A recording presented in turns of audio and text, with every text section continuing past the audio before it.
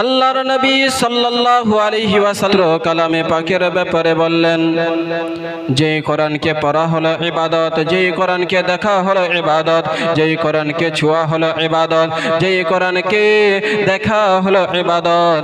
এই কোরআনের ব্যাপারে যেই কোরআনের মধ্যে 30টি পারা রয়েছে, যেই কোরআনে পাকের মধ্যে 6666 আয়াত রয়েছে, সেই কোরআনে পাকের ব্যাপারে আমার নবীকে আল্লাহর নবী সাল্লাল্লাহু আলাইহি ওয়াসাল্লামকে জিজ্ঞাসা করে, ইয়া রাসূলুল্লাহ,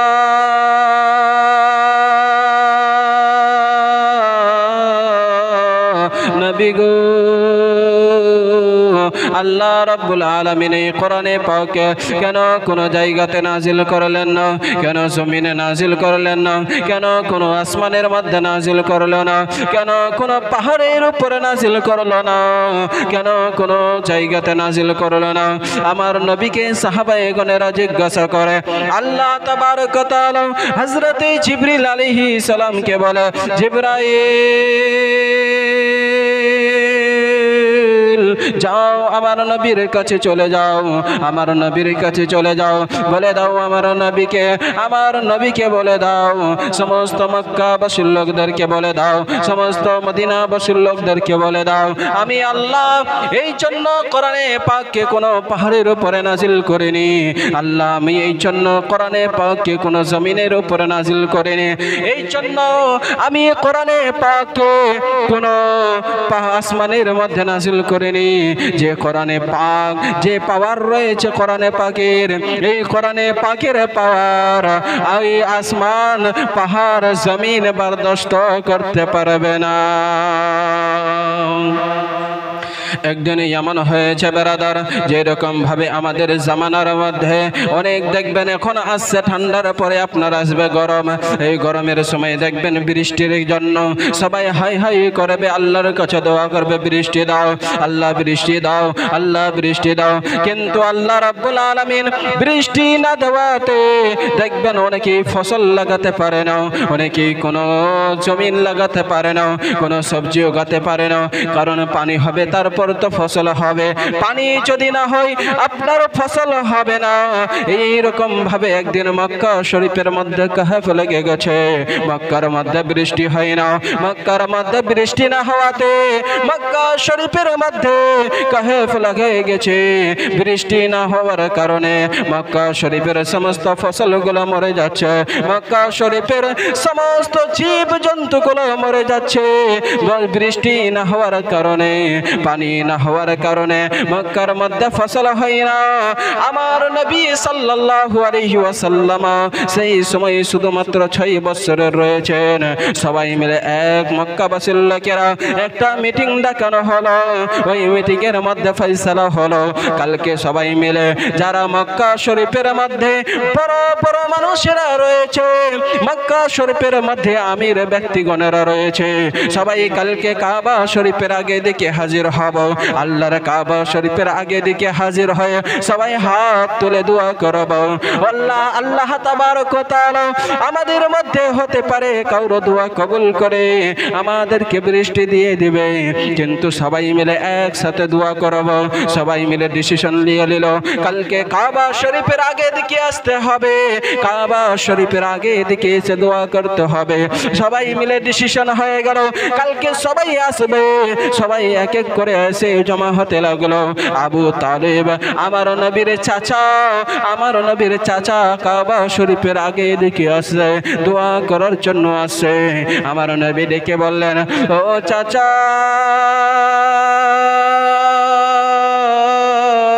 আমাকেও আপনি নিয়ে চলেন, আমিও আপনার সঙ্গে কাবা শরীফের মধ্যে দোয়া করার জন্য যাব।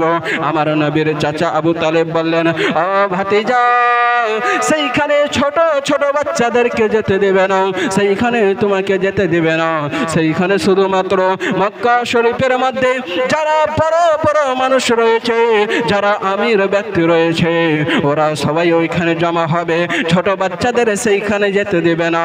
আমার নবী বললেন, চাচা আমি কাবা শরীফের আগে দিকে যাব না।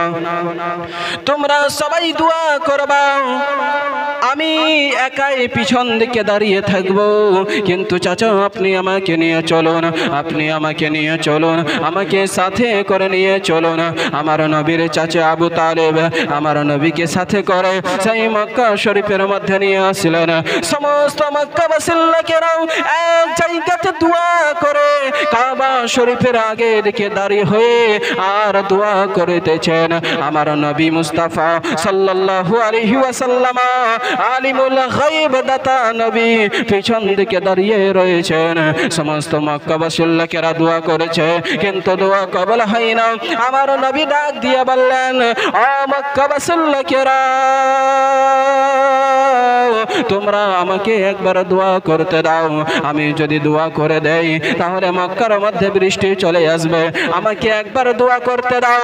ও মক্কাবাসী শোনো, আমি যদি এখান থেকে একবার চলে যাই, তোমরা যদি কিয়ামত পর্যন্ত দোয়া মাঙ্গো, তবুও আল্লাহ তোমাদেরকে বৃষ্টি দিবে না। জোরে বলুন, তোমাদেরকে আল্লাহ তাবারক ওয়া তাআলা বৃষ্টি দিবে না। এই জন্য আমাকে দোয়া করতে দাও। সমস্ত মক্কাবাসীর লোকেরা এবার একজোট হয়ে গেল। কেউ বলছে দোয়া করতে দেওয়া যাক, কেউ বলছে একবার চানিস দেওয়া যাক, শুধুমাত্র একবার দোয়া করার জন্য দেওয়া যাক। হতে পারে আল্লাহ তাবারক ওয়া তাআলা এই মুহাম্মদের ওসিলায় বৃষ্টি দিয়ে দেবে। কেউ আবার বলে নাও এই ছোট ছেলেদেরকে দোয়া করতে দেওয়া যাবে না, না হলে আমাদের অসম্মান হয়ে যাবে। আমরা এখানে অনেকেই বড় বড় মানুষেরা রয়েছে, আমির ব্যক্তি রয়েছি, বড় বড় বাদশাহরা রয়েছি। আমার নবীকে যদি দোয়া করার জন্য দেওয়া যায় আমাদের বেইজ্জতি হয়ে যাবে। এই জন্য মুহাম্মদকে দোয়া করতে দেওয়া যাবে না। এবার সবাই মিলে একজোট হয়ে গেল, ঠিক আছে চলো একবার আমার নবীকে দোয়া করার জন্য চানিস দেওয়া যাক, একবার নবীকে চানিস দেওয়া যাক, দেখি দোয়া করার পরে দোয়া বৃষ্টি হয় কিনা। সবাই মিলে আমার নবীকে চানিস দিলেন, ঠিক আছে এসো মুহাম্মদ এসো, তুমি একবার দোয়া করে দাও, হতে পারে তোমার দোয়া কবুল করে আল্লাহ বৃষ্টি দিয়ে দিবে। আমার নবী বললেন, ও মক্কাবাসীর লোকেরা শোনো, তোমরা যখন দোয়া করছিলে আমি পিছন দিকে দাঁড়িয়েছিলাম, কিন্তু এখন আমি দোয়া করব, তোমরা সবাই পিছন দিকে চলে যাও। সবাই পিছন দিকে চলে আসলো। আমার নবী একা কাবা শরীফের আগে দিকে, আমার নবী কাবা শরীফের আগে দিকে রয়েছে। আমার নবী ইমাম বেনে গেল, সমস্ত মক্কাবাসীর লোকদেরকে মুক্তাদি বানিয়ে দিল। আমার নবী দোয়া করতেছে, শুধুমাত্র নিজের মাথা মুবারক উপর দিকে উঠালেন। উপর দিকে উঠাইবার পর একটু শুধু উঠিয়েছে, আল্লাহ সঙ্গে সঙ্গে মক্কা শরীফের মধ্যে বাদল দিয়ে দিল। বাদল দেবার পর আমার নবী আর একবার শুধুমাত্র আঙ্গুল দিয়ে ইশারা করলো। ইশারা করার সাথে সাথে সমস্ত বাদল গিরিজ হতে শুরু করলো, চমকাতে শুরু করলো। আমার নবী আর একবার ইশারা করলো। এই ইশারা করার পরে আল্লাহ মক্কা শরীফের মধ্যে বৃষ্টি দিয়ে দিয়েছে। কি করেছে? মক্কা শরীফের মধ্যে বৃষ্টি দিয়ে দিয়েছে। এই জন্য বাবা শুনুন, আল্লাহর নবী সাল্লাল্লাহু আলাইহি ওয়াসাল্লাম দোয়া করার পরে মক্কা শরীফের মধ্যে বৃষ্টি হয়ে গেল। আল্লাহ তাবারক ওয়া তাআলা একটা গায়েব আওয়াজ দিয়ে বলে, আ রাসূলুল্লাহ ওগো হাবিব, তুমি কেন এত কষ্ট করলা বলো? তুমি শুধু একবার আঙ্গুল দিয়ে ইশারা করে দিতে আমি মক্কার মধ্যে বৃষ্টি দিয়ে দিলাম। তুমি নিচে এইখানে এসে নিজের মাথা মোবারক উঠিয়ে এত কষ্ট করলা কেন? নিজে এত পরিশ্রম করলা কেন? তুমি শুধু একবার হুকুম দিয়ে দিতে আমি আল্লাহ হাবিব তোমার ওসিলায় মক্কার মধ্যে বৃষ্টি দিয়ে দিতাম। কি করতাম? মক্কার মধ্যে বৃষ্টি দিয়ে দিতাম।